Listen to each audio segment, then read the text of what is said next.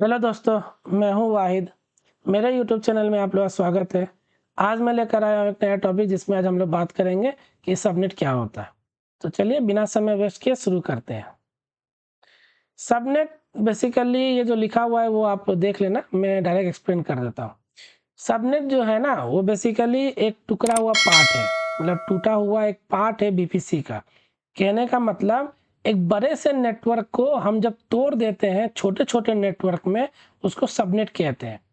तो पिछली वीडियो में हमने देखा था एक बड़ा सा नेटवर्क क्या लिया था, CIDR/16 का लिया था, वो बड़ा नेटवर्क हो गया।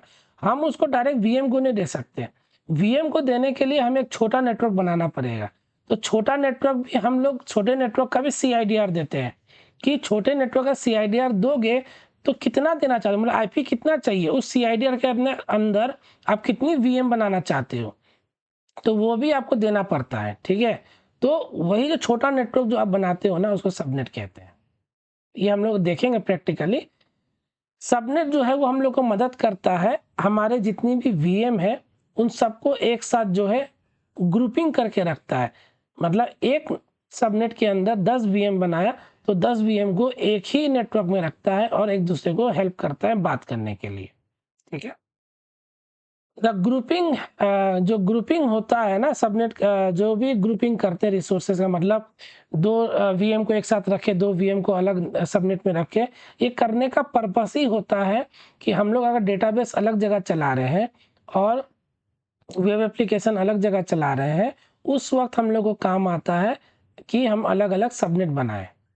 हम एक ही सबनेट में तो बना नहीं सकते डेटाबेस और एप्लीकेशन, क्योंकि डेटाबेस जो सिक्योर होता है तो हम उसको चाहेंगे कि वो अलग नेटवर्क पे रहे और उस तक कोई पहुंचे ना। ठीक है, तो उस वक्त हम लोग अलग अलग अपने रिक्वायरमेंट के अकॉर्डिंग सबनेट जो है वो बनाते हैं। दो तरह के सबनेट या फिर जो है हम लोग बोलते हैं, एक तो पब्लिक सबनेट बोलते हैं, प्राइवेट सबनेट बोलते हैं। तो पब्लिक सबनेट कब बोलते हैं, प्राइवेट सबनेट कब बोलते हैं, ये आगे देखते हैं।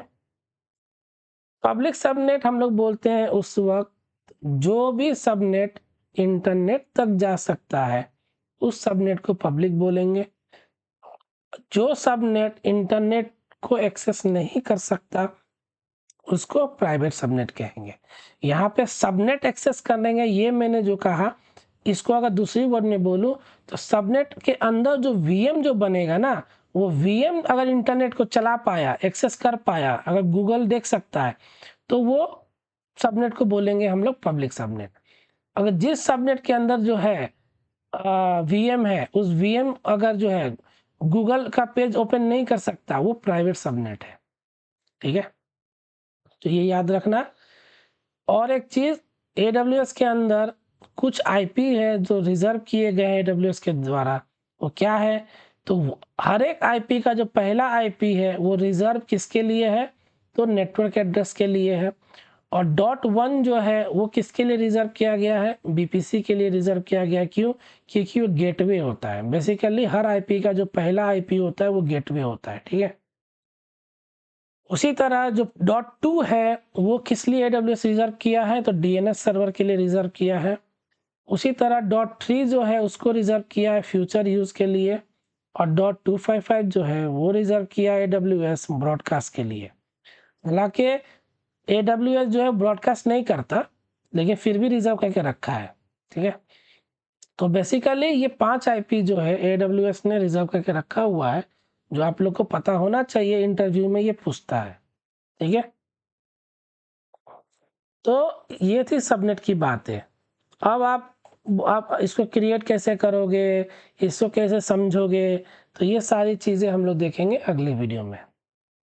तो बातें तो बहुत हो गई, अगर आपको कोई डाउट है, कुछ समझ में ना आया हो तो आप मुझसे कमेंट करके पूछ सकते हैं। सबनेट में ज़्यादा कुछ है नहीं, बस छोटा सा ही है टॉपिक। ठीक है, क्रिएट करना, उसको समझना ज़्यादा इम्पोर्टेंट है, मैं उसको प्रैक्टिकली ज़्यादा समझाऊंगा। ठीक है, तो आपको कोई डाउट है तो कमेंट करके मुझसे पूछ लेना, मैं उसका रिप्लाई ज़रूर करूँगा। और एक आपसे ये रिक्वेस्ट है कि मेरा चैनल है वो ज़्यादा से ज़्यादा लोगों को शेयर कीजिए। अगर आप न्यू हैं या फिर आप पुराने हैं जो मेरा वीडियो देख रहे हैं, तो आपसे रिक्वेस्ट है कि आप सब्सक्राइब और बेल नोटिफिकेशन इनेबल कर लें, ताकि आप आपको नोटिफिकेशन मिलते रहे जब भी मैं वीडियो अपलोड करूं।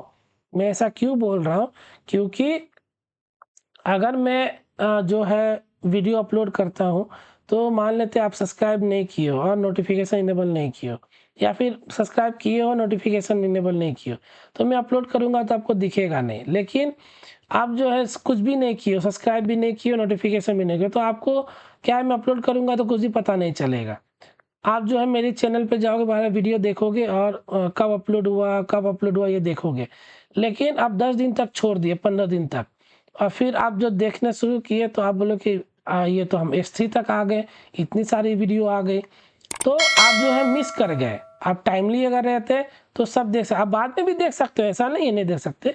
लेकिन अगर अपडेटेड रहोगे, मेरे साथ साथ चलोगे, तो क्या रहेगा, आपको चीज़ें जो है वो अच्छे समझ में आएगी, और जो है आप जो है क्या कर सकते हैं, आप अपना स्किल जो है वो टाइमली ग्रो करके, ग्रूम अप करके जो है आप अपना करियर में AWS और रिज्यूम में AWS जो है वो आप डाल सकते हो कि मैं ये सर्विसेज जो है मैंने काम किया है, और इस पे मैंने कंपनी में जो काम किया है। ठीक है, ये सब चाहे ऐसे आप जो है आप दिखा सकते हैं अपनी रिज्यूमे में। ठीक है, तो चलिए अगली वीडियो में हम लोग देखेंगे कि सबनेट कैसे क्रिएट करते हैं और उसको कैसे इम्प्लीमेंट करते हैं। तो मिलते हैं आपसे अपनी अगली वीडियो में। शुक्रिया, धन्यवाद।